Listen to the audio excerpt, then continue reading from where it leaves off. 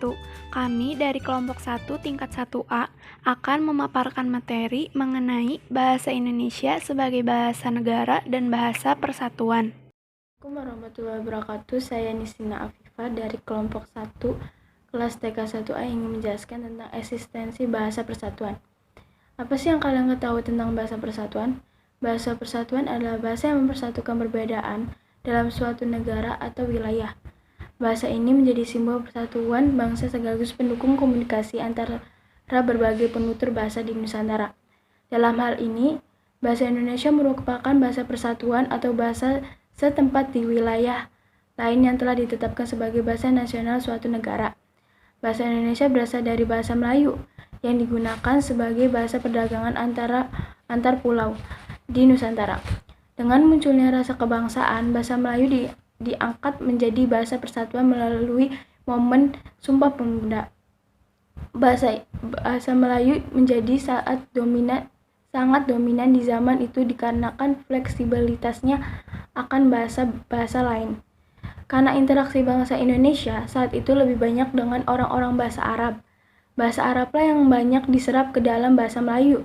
Sumpah Pemuda yang diikrarkan pada tanggal 28 Oktober 1928 merupakan wujud kristalisasi semangat nasionalisme sebagai bangsa dijajah oleh bangsa asing. Dengan Sumpah Pemuda tersebut, penggalangan kekuatan guna mempersatukan suku bangsa yang tercerai berai yang terjadi di ribuan pulau negara ini mulai menampakkan kesadaran pentingnya hidup bersatu. Bersatu merupakan salah satu modal untuk dalam rangka memerdekakan Indonesia. Sumpah Pemuda merupakan bagian dari perjalanan sejarah bahasa Indonesia. Ikrar satu bahasa Indonesia merupakan kekuatan pemersatu suku bangsa Indonesia yang berbeda suku dan bahasa. Kini Indonesia sudah merdeka dan Sumpah Pemuda sudah berusia 18. Berbicara soal bahasa persatuan, meski kita tidak tahu bahwa bahasa persatuan adalah bahasa Indonesia, adalah bahasa yang dijunjung tinggi yang dipakai abadi di hati masyarakat Indonesia. Sekian penjelasan saya tentang eksistensi bahasa persatuan. Selanjutnya akan dijelaskan oleh teman saya. Kenalkan, nama saya Hilda Dwi Nastiti dari kelompok 1 tingkat 1A. Di sini saya akan mempresentasikan subbab mengenai pentingnya mempelajari bahasa Indonesia sejak dini. Bahasa Indonesia adalah bahasa persatuan bangsa. Bahasa Indonesia adalah alat komunikasi yang digunakan oleh masyarakat Indonesia untuk dapat berkomunikasi dengan seseorang yang memiliki latar budaya yang berbeda. Meskipun Indonesia sendiri memiliki ragam bahasa yang sangat banyak, namun sebagai bahasa nasional, penggunaan bahasa Indonesia tidak boleh tertutupi oleh penggunaan bahasa asing maupun bahasa daerah. Untuk itu, penting sekali mempelajari bahasa Indonesia sejak dini, agar para generasi muda saat ini mampu untuk melestarikan penggunaan bahasa Indonesia di tengah era globalisasi di mana budaya-budaya asing banyak yang masuk ke Indonesia. Langkah yang bisa kita lakukan untuk melestarikan penggunaan bahasa Indonesia adalah dengan terbiasa menggunakan bahasa Indonesia dimanapun dan kapanpun, lalu memberikan contoh kepada anak-anak kecil untuk terus menggunakan bahasa Indonesia di kehidupan sehari-harinya.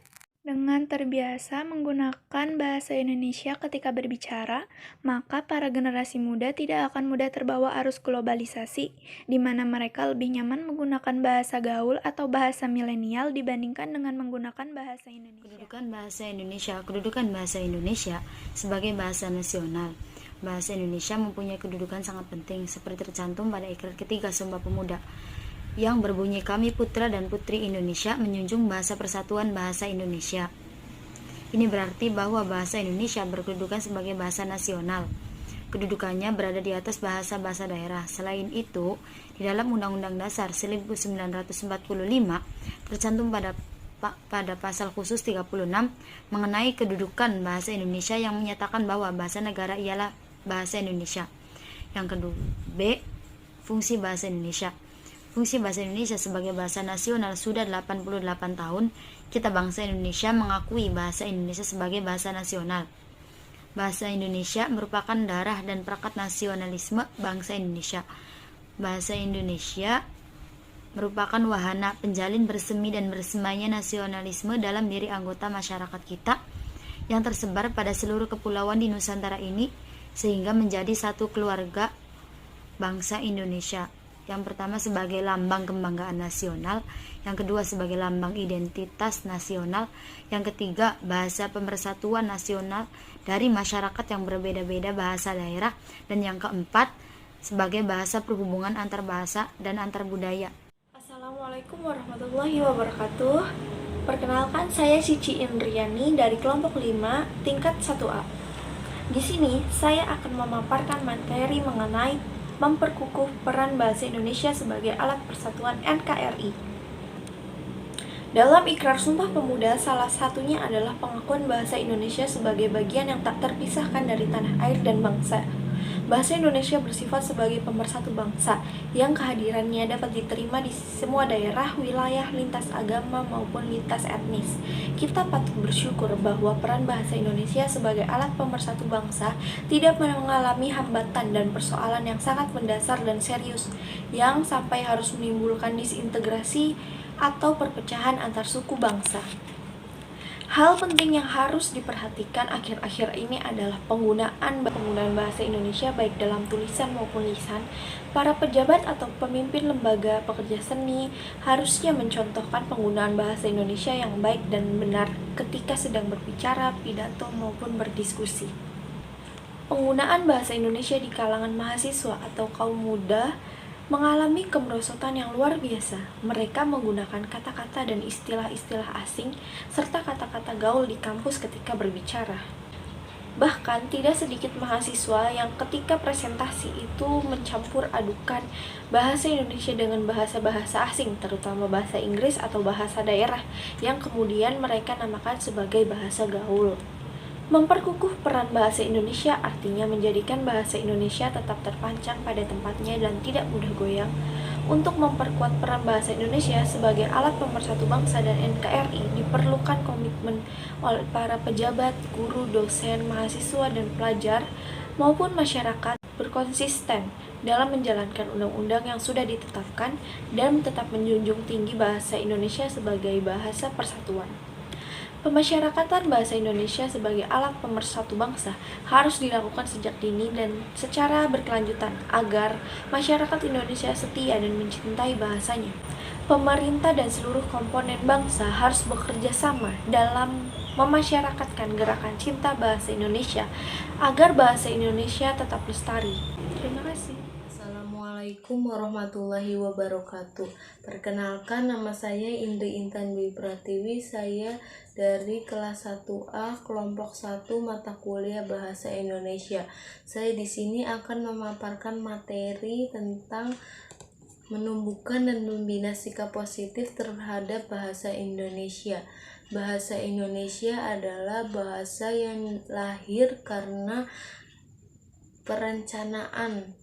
Maksudnya yaitu direncanakan sebelum-sebelumnya supaya bahasa Indonesia lebih baik.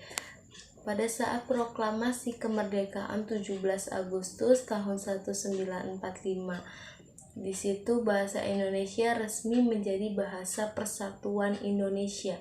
Bahasa Indonesia juga sering digunakan pada acara formal, termasuk dalam berpidato maupun yang di media massa seperti di televisi, radio, majalah, dan buku. Bahasa Indonesia sebagai bahasa pemersatu bangsa Indonesia. Penggunaan bahasa Indonesia harus secara baik, benar, dan santun. Pengaruh dari bahasa Indonesia ada juga, yaitu banyaknya anak muda yang menggunakan bahasa gaul. Bahasa gaul itu seperti bahasa yang kurang tidak baik untuk digunakan sehari-hari.